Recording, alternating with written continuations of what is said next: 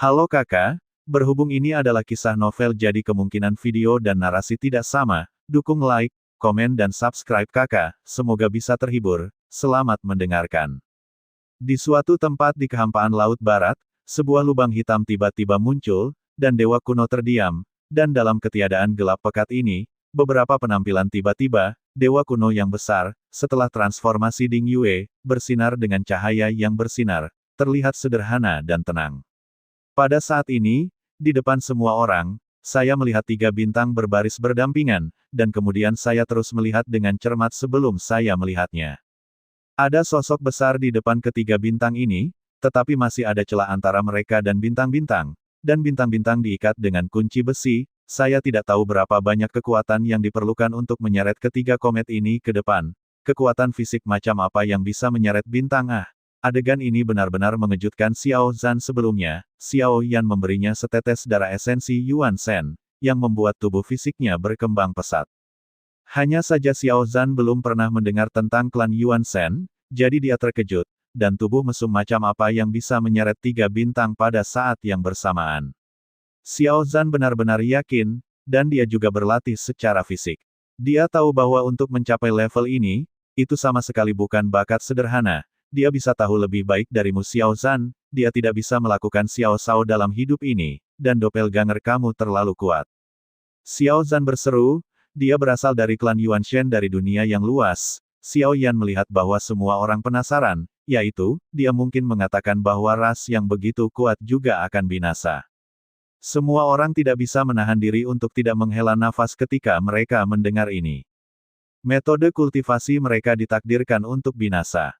Pada saat ini, Dewa Kuno Dewa-Dewa tiba-tiba berbicara, dia mengikuti malam Beijing ke Dewa Kuno dan berkata dengan suara yang dalam. Xiao Yan melihat pangeran segera memeluk tinjunya dan menyerahkan pendahulunya. Ketika pangeran muncul, Xiao Yan sudah dalam situasi putus asa. Dia bermaksud mengambil tindakan bagi Xiao Yan untuk menyelesaikan krisis, tetapi ditolak oleh Xiao Yan, dan kemudian diblokir oleh Ye Beijing. Itu adalah situasi yang putus asa, tetapi Xiao Yan akhirnya benar-benar selamat dari bencana ini dengan kekuatannya sendiri. Anda tidak harus sopan, bawahannya diperintahkan oleh permaisuri untuk datang untuk melindungi, menghormati pangeran, dan juga mengembalikan hadiah dengan tinjunya. Dia tinggi, kuat dan sempurna, berbekal palu. Jika Anda melihatnya dari luar, sulit untuk melihat bahwa dia adalah pembangkit tenaga listrik teratas, dan ada senior yang datang untuk membantu, dan Haha Zun tidak perlu membantu saya sama sekali. Kali ini saya datang untuk melihat pertempuran yang luar biasa, itu benar-benar luar biasa, dan Yang Maha Esa masih tertawa terbahak-bahak. Dia mungkin mengatakan sesuatu yang menyanjung, tetapi selalu menyenangkan untuk didengar, dan dia hampir melupakan permaisuri. Biarkan saya datang kali ini, selain membantu Yang Mulia mengatasi bahaya, ada juga berita, permaisuri meminta saya untuk tinggal sampai para senior, tolong beritahu saya bahwa berita yang dibawa oleh permaisuri Xiao Yan Zhengse Dao pasti penting. Permaisuri berkata bahwa setelah Anda mendapatkan jiwa Gua Void, jika Anda masih ingin bersaing untuk hati api pertama, silakan segera pergi ke zona misterius, dan kakak laki-laki Anda telah pergi untuk membuka jalan bagi Anda terlebih dahulu. Pangeran berkata, Xiao Yan mengerutkan kening ketika mendengar ini, ayo.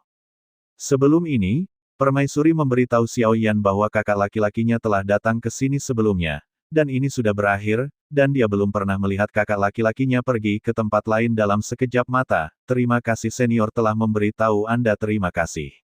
Tidak banyak bicara, hanya memeluk tinjunya, dan kemudian pangeran mengulurkan telapak tangannya. Itu adalah gulungan gambar, dan permaisuri meminta saya untuk menyerahkan lukisan ini kepada Anda.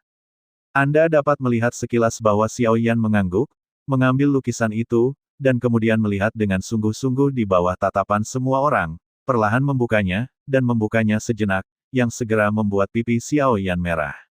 Dalam lukisan ini, dia telanjang, dan sosok berotot padat di tubuh bagian atasnya adalah potret Xiao Yan, dan pemandangannya sedikit memalukan untuk sementara waktu.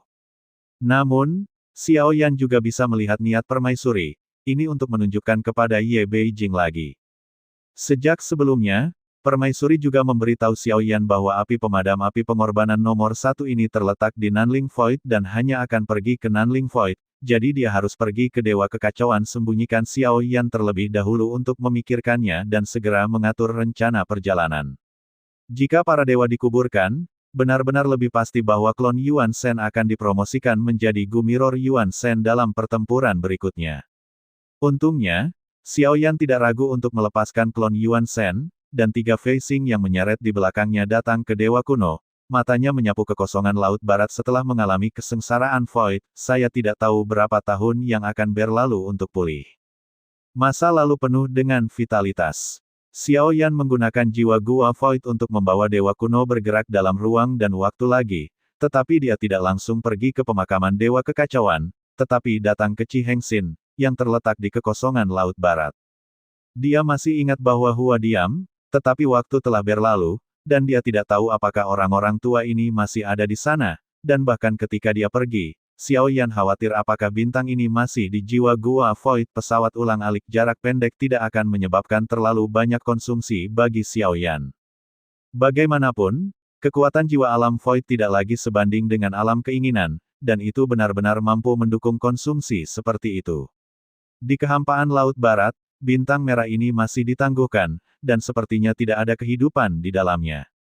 Melihat adegan ini, hati Xiao Yan menegang, mungkin dia sudah tahu jawabannya di dalam hatinya, tetapi dia masih tidak ingin mempercayainya ketika dia benar-benar datang, melirik bintang merah, sedikit ragu-ragu, apakah akan melangkah maju untuk melihat kekuatan jiwa.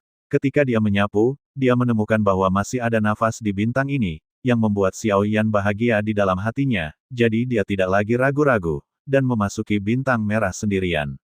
Melihat bintang merah, sayap naga juga merasakan keanehan hati ini.